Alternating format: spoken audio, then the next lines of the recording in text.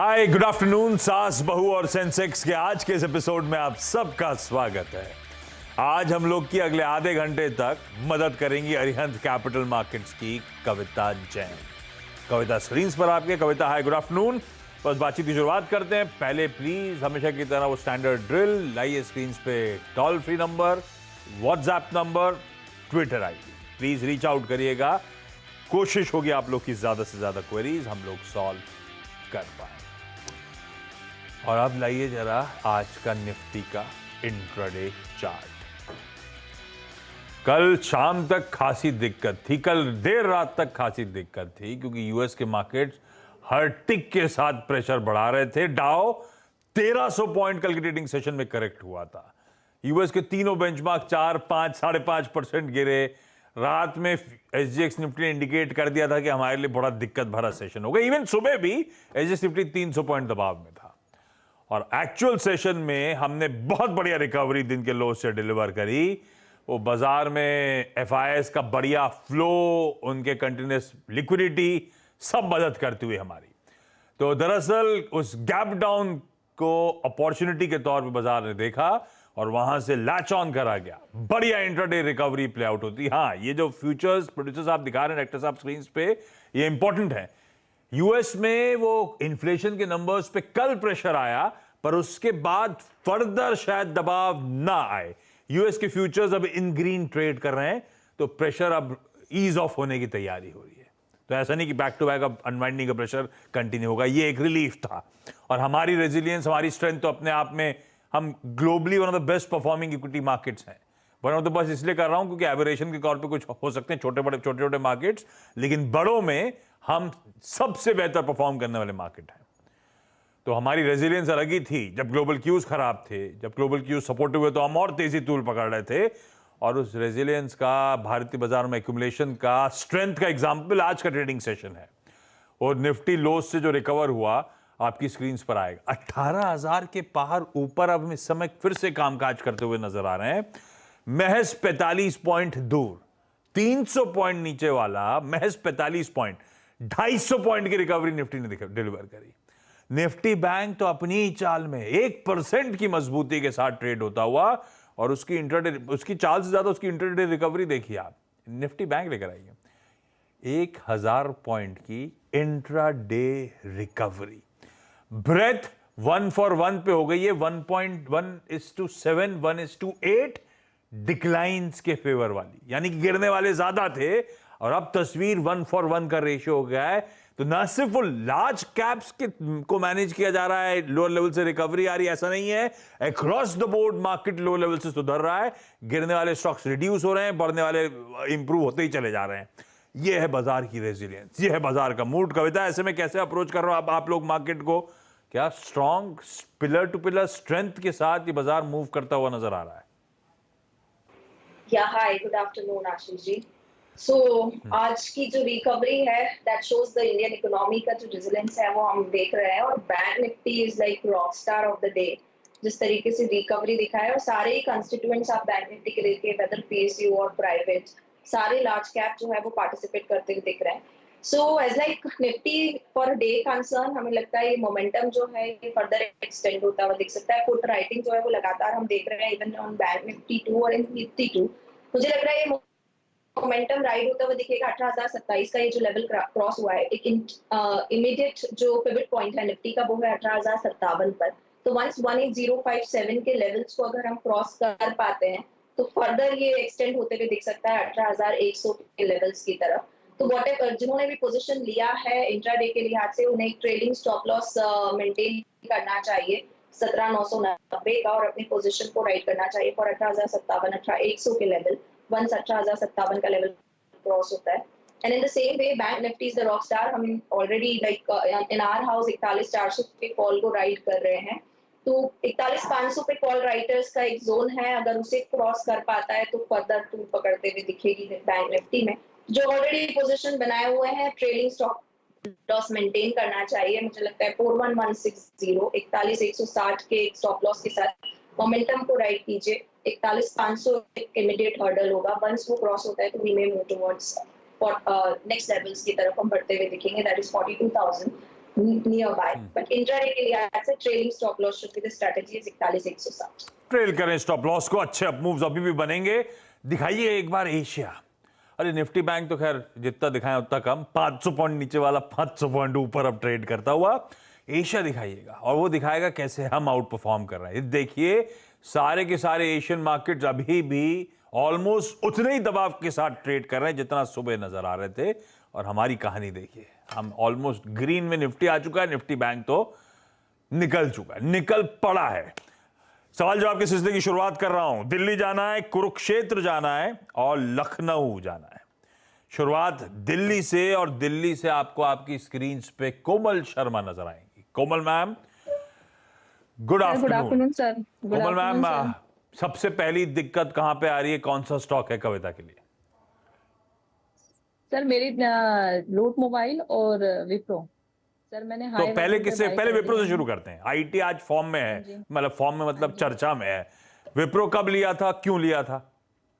Sir मैंने Wipro starting में lockdown के बाद मैंने शुरू किया था, उसके बाद से ही लेना शुरू किया था। कई बार मैंने उसको बाय करके सेल भी किया है। हाँ। और हाई वैल्यू पे भी सेल किया है। उस टाइम पे मार्केट अच्छी थी तो उस टाइम पे मैंने बाय किया था, ये लॉन्ग टर्म के लिए रखने के लिए।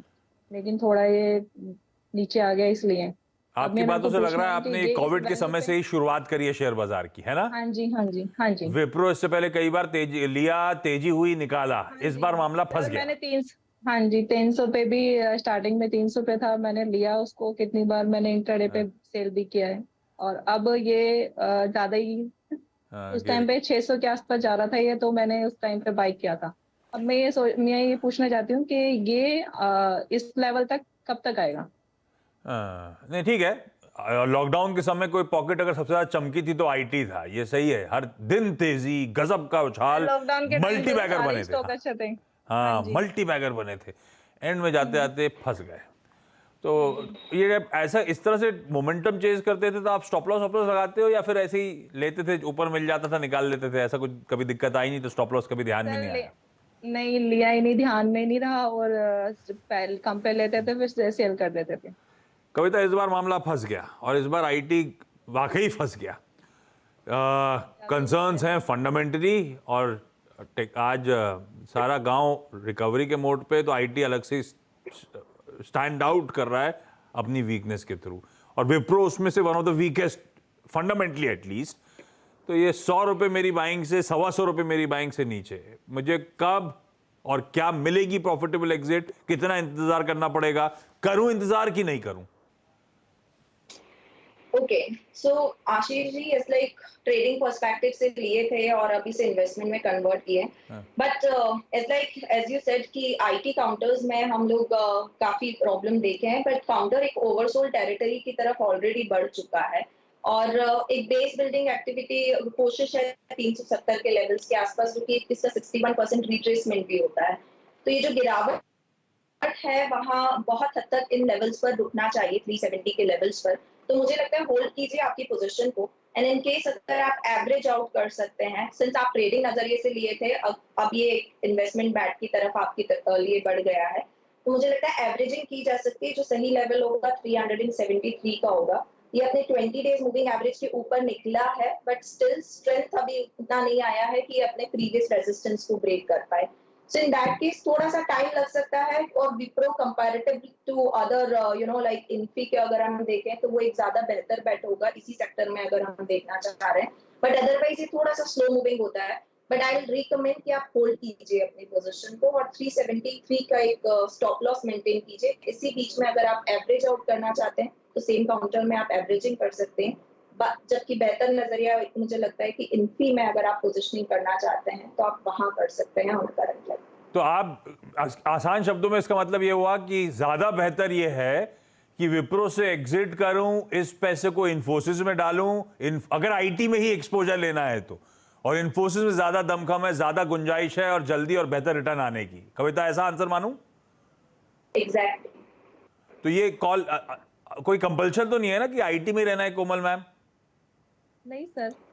तो कविता इन्फोसिस लेना है कि छोड़ दिया जाए, इसको निकाल लिया जाए, इन्फोसिस छोड़ दिया जाए, कोई और पिक बात पूछ लूंगा आपसे आगे मैं, ऐसा है क्या कि रख लूं इन्फोसिस? सर इन्फोसिस भी है। लो इन्फोसिस भी है कविता उनके पास तो। Sir sir Infosys Okay. भी है और भी स्टॉक्स हैं, पर ये विप्रो उस टाइम पे हाई था, तो उस टाइम पे रखना है इसे भी मेरे को। पर मैं, और क्या मैम इसको मैं एवरेज कम करने के लिए और बाय कर सकती हूँ? से आपका आईटी में एक्सपोजर ऑलरेडी है, तो आई बिलीव फिलहाल आप होल्ड कीजिए अपनी पोजीशन को with stop loss of 373। And अगर एक्सपोजर इससे निकलना चाह रहे हैं तो बैंकिंग फाइनेंशियल्स में HDFC bank is the another counter, जो मौजूदा भाव से भी आप पोजीशनिंग वहां पर क्रिएट कर सकते हैं, जहां आप जल्दी रिटर्न्स जो है एक्सपेक्ट कर सकते हैं। फिलहाल 1523 के लेवल्स पर है। मुझे लगता है वंस इन्हें यहाँ से पोजीशनिंग करते हैं तो जल्दी ही 1650 1700 के लेवल्स आपको आते हुए दिखेंगे, तो कंपैरेटिवली ज्यादा जल्दी रिटर्न्स दे पाएगा। कोमल मैम, आप पूछ रही थी एवरेज करने का बार बार पीछे से ना, जब वीक विकेट है तो फिर एवरेज करके और क्यों पैसा फंसाऊं? क्लियर कर दिया तो उन्होंने, उससे बेहतर इन्फोसिस है, तो फिर विप्रो एवरेज क्यों करना? और इस स्पेस से निकलना है तो एचडीएफसी बैंक ज्यादा बेहतर नजर आता है रिटर्न्स के लिहाज से, तो फिर एवरेज करने की कोई रैशनल बैठता नहीं है इस समय विप्रो को, बिना बात की कमजोर स्टॉक को और लपेटते जाना। मैं लौटता हूं अगली क्वेरी के लिए, अगर समय रहा तो कुरुक्षेत्र जा रहा हूं सुमन जी स्क्रीन पे। सुमन मैम, हाय, गुड आफ्टरनून। सवाल पूछे मैम। पहला। गुड आफ्टरनून सर, पहला सवाल विप्रो में ही है सर। अरे तो मेरा आंसर बाइंग डिटेल में हो प्राइस गया। है आपकी बाइंग कितने की है? 442 और आपने क्यों लिया था? ट्रेडिंग था, लॉन्ग टर्म था? सर। लॉन्ग टर्म प्रोस्पेक्टिव 1 और 2 ईयर्स में भी। लो कविता, बस एक चीज बदली है, इनकी acquisition cost. Yes, similar sir, like technical structure तो विप्रो का सेम ही है, तो आई रिकमेंड कि अगर आप पोजीशनिंग, मैम का एक्सपोजर ज्यादा था, आई डोंट नो आपका आईटी में एक्सपोजर कितना है, बट स्टिल अगर विप्रो से आप निकलकर बेहतर पोजीशनिंग लेना चाहते हैं तो मुझे लगता है एचडीएफसी बैंक एक अच्छा काउंटर होगा। बट अपार्ट अभी फिलहाल आप होल्ड कीजिए इस पोजीशन को 373 के स्टॉप लॉस से, because it is over the oversold territory.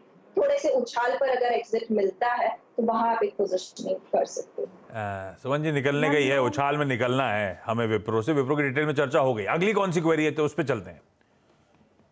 Suman ji, अगला स्टॉक कौन सा? Sir hero MotoCorp. लिया है, लेने का मन है मैम? सर ले रखा है 2908 बाइंग प्राइस। क्यों लिया हुआ है? ये लॉन्ग टर्म के लिए था या ट्रेडिंग वाला मामला है? सर ये मतलब ब्रेकआउट पे था अपर लेवल पे, तो मेरे को लगा अब ये जैसे 2930 और 50 के पास आके फंस जाता है कि शायद इस बार ब्रेकआउट आ जाए। चार्ट स्टडी करते हो मतलब आप? Yes sir, candle stick pattern के हिसाब से लिया था सर ये। हाँ। 30 शेयर्स हैं इसके, बट फिर से ये नीचे वही 27 के लेवल पे आ चुका है। आपने स्टॉप लॉस कहाँ और लगाया? फिर से कोई स्टॉप लॉस नहीं है दिवाली तक वैसे रखने की। चार्ट तक स्टडी कर रहे थे तो आप तो स्टॉप लॉस की अहमियत समझते हो, है ना? ब्रेकआउट फॉल्टर कर गया तो दिक्कत आ जाएगी। खैर कविता भाई, इनकी स्टडी थी, कैंडल स्टिक स्टडी करी थी, ब्रेकआउट टाइप मूड था, पर अभी मेरी बाइंग से 50 रुपए ऊपर, वो ब्रेकआउट शायद प्ले आउट नहीं हुआ। क्या करूं? मेरा ट्रेडिंग का ही मन है कविता, 50 रुपए मेरी बाइंग से नीचे आ गया ये।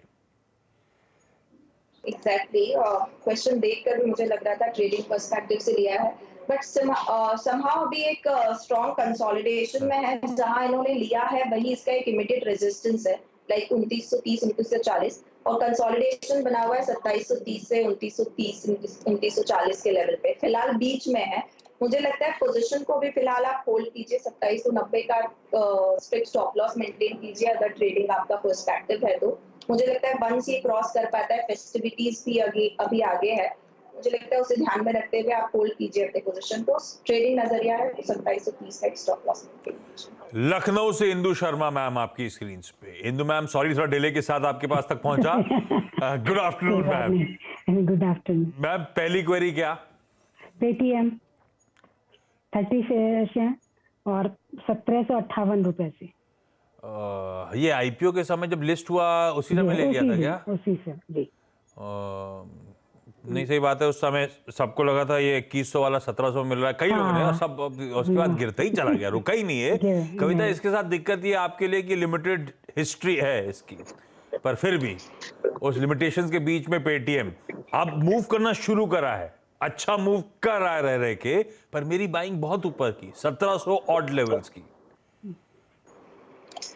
So yes Ashish ji, like जब इसने एक 1700 का लेवल दिखाया तब मैम ने बाय किया, बट पिछले अगर हम लास्ट 5-6 मंथ से देखें तो एक हायर हाई फॉर्मेशन काउंटर बनाने की कोशिश कर रहा है।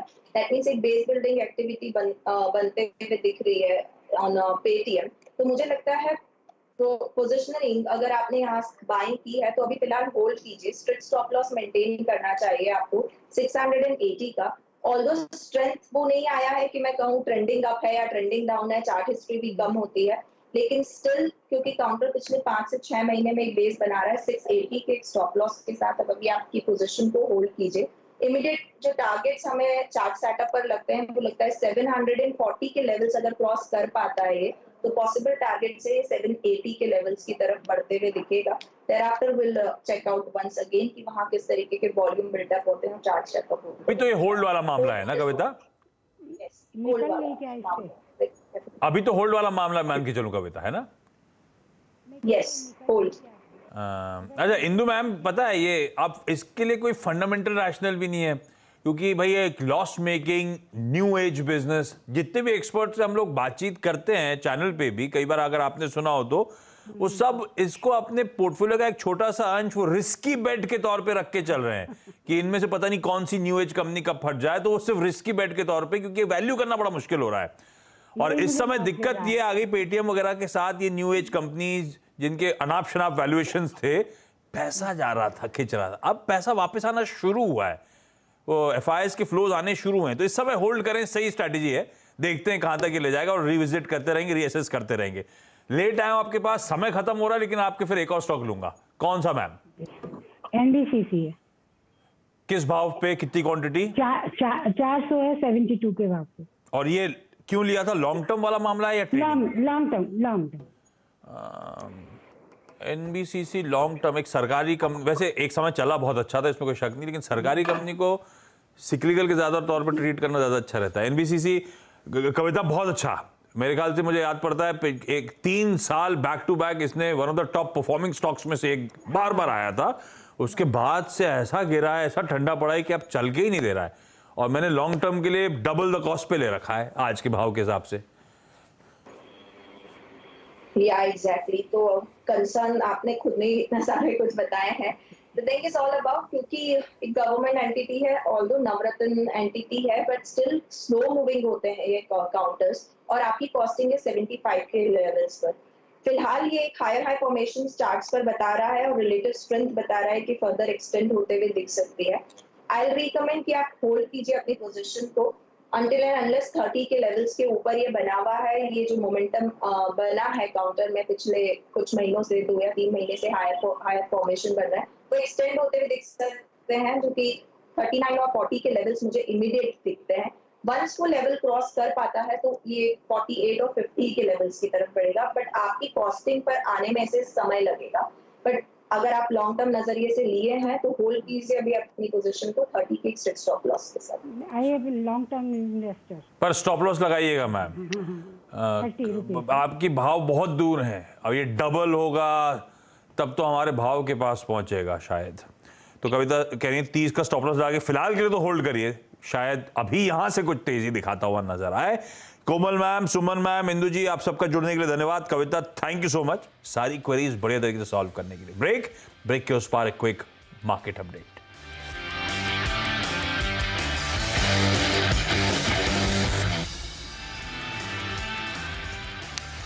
ब्रेक के बाद आपका स्वागत है। बढ़िया 2 चार्ट्स आपकी स्क्रीन पर, एक निफ्टी बैंक की ताबड़तोड़ तेजी और एक निफ्टी की दिन में बहुत बढ़िया रिकवरी।